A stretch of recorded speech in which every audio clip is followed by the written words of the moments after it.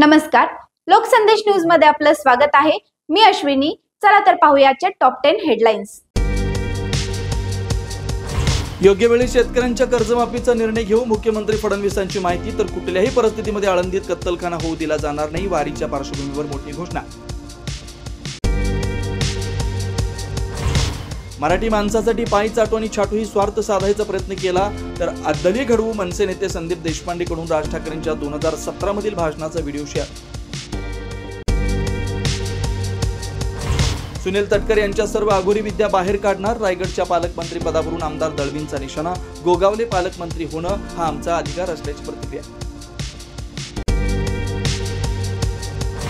संभाजीनगरमध्ये 7 तासात 229 अतिक्रमण भोई सपाट। मुकुंदवाडीतील गुरुवार रात्री तिघांवर शस्त्राने हल्ला, कारवाई विरोधात मुकुंदवाडी परिसरात स्थानिकांचं आंदोलन।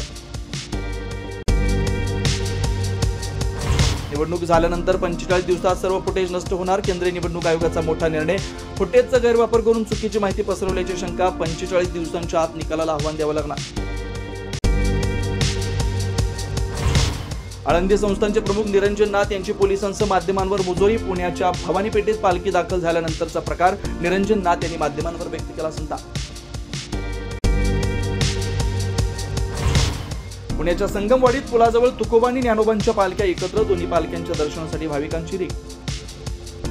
अशाच विशेष घडामोडींसाठी आमच्या YouTube चॅनलला सबस्क्राइब करा, फेसबुकला लाईक करा आणि इन्स्टाला फॉलो करा।